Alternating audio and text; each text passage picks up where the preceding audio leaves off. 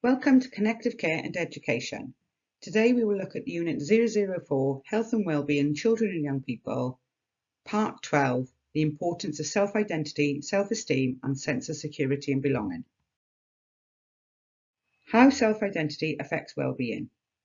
The government defines wellbeing as a positive physical, social and mental state. Self-identity affects mental well-being and how an individual copes with challenging times. Self-identity is a compilation of self-evaluations and the beliefs or perceptions an individual has about themselves. It directly affects emotional responses, decision-making and behaviour. It also includes the feedback individuals receive from others and how they interact with them. For these reasons, understanding self-identity is crucial for an individual to understand themselves and their well-being. Self-identity can be an asset that helps an individual thrive by building a healthier self-image and improving self-esteem. So what informs self-identity? Self-identity is what helps an individual distinguish themselves from others. It's what makes them see themselves as individuals who have a consistent identity. Self-identity is sometimes used interchangeably with self-esteem, self-worth, self-image or self-concept. In truth, self-esteem and self-image are aspects of self-concept. Three aspects which are widely agreed to inform our self-concept include the view an individual has of themselves, also called self-image, e.g., I am an outgoing individual. The value an individual places on themselves, also called self-esteem, e.g., I am likeable.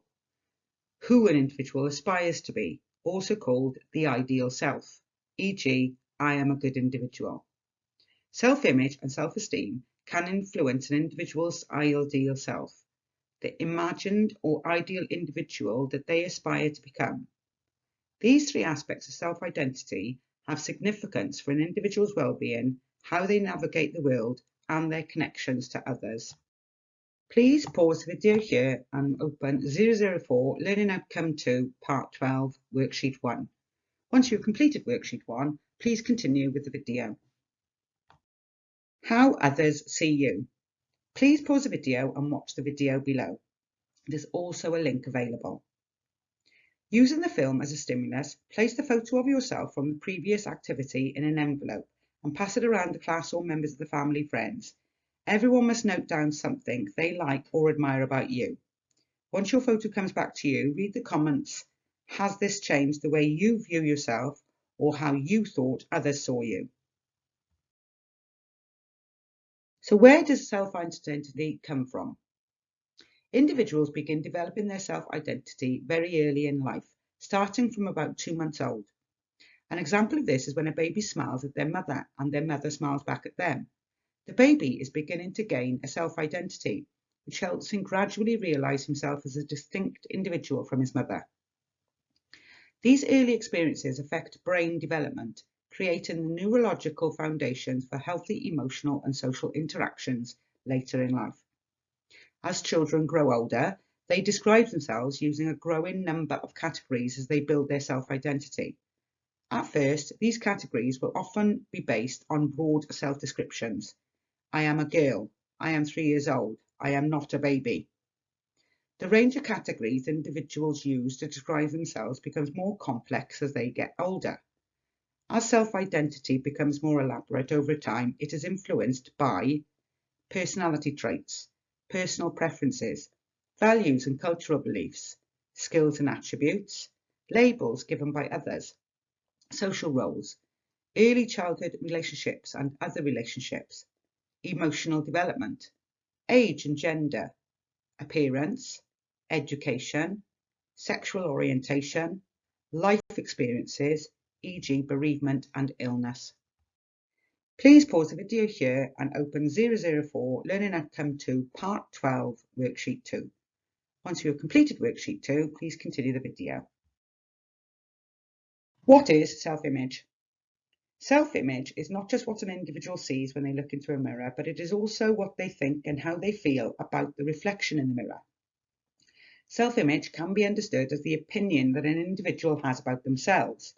This opinion is influenced by many factors, such as life experiences and relationships with other individuals. Our self-image descriptions often include physical descriptions: I have long hair, I am short. Social roles: student, daughter, son, pet owner. Personality traits: extroversion, agreeableness. Existential statements: I'm a human being. Younger people tend to describe their self-image using personality characteristics, e.g. outgoing, shy, while older people tend to use social roles to describe their self-image, e.g. caregiver, career-driven. It can be helpful to think about self-image as an individual's comfort zone. When an individual acts in a way that does not fit within their self-image or takes them outside of their internalized comfort zone, they experience discomfort. It can be difficult for an individual to act outside of their comfort zone long term. An individual's self-image can limit their future possibilities. Please pause the video and watch the following short film. There's also a link available for you. Please pause the video here and open 004 Learning Outcome 2 Part 12 Worksheet 3.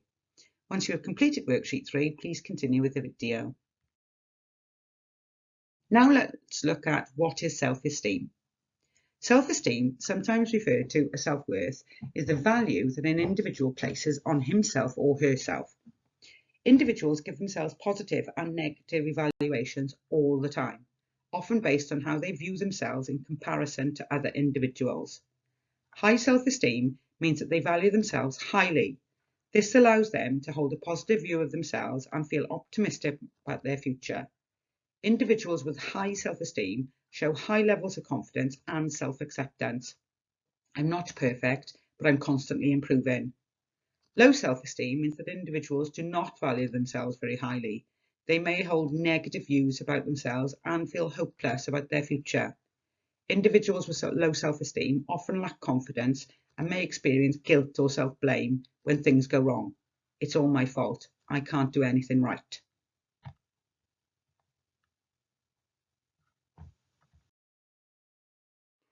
Relationships.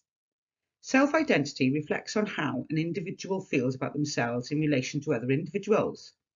Making unhealthy comparisons with others can further damage self-esteem and is linked to a poor self-image. A healthy self-identity enables an individual to interact positively with others, holding both themselves and others in high regard. An example might be of an athlete who acknowledges the superior ability of his teammate, whilst remaining confident in his own ability and his capacity to progress over time. Positive affirmations. Positive affirmations are popular, but they may not always reflect on individuals' reality. In order for positive affirmations to positively affect self-esteem, they need to feel believable and realistic. They can be effective reminders for many individuals with low self-esteem, if they are not too distant from their existing beliefs about themselves. Please pause the video here and open 004 Learning Outcome 2 Part 12 Worksheet 3. Once you have completed Worksheet 3, please continue with the video. Self-development. Developing personally and professionally can increase an individual's self-esteem as they build on achievements and skills. This creates feelings of competence which enhances self-esteem. It can be particularly helpful for individuals to focus on developing aspects of themselves that they like or already have some skills in. Building on core abilities improves confidence, which positively impacts on self-esteem. Please pause the video here and open 004 Learning Outcome 2 Part 12 Worksheet 4. Once you have completed Worksheet 4, please continue with the video. And finally, go online. There is a vast offer of online resources, film clips and exercises that can be useful for improving self-esteem and self-image. Here is an example of an article and TED Talk on self-esteem using the following link. Once you have looked at this link, you have now completed Learning Outcome 2 Part 12.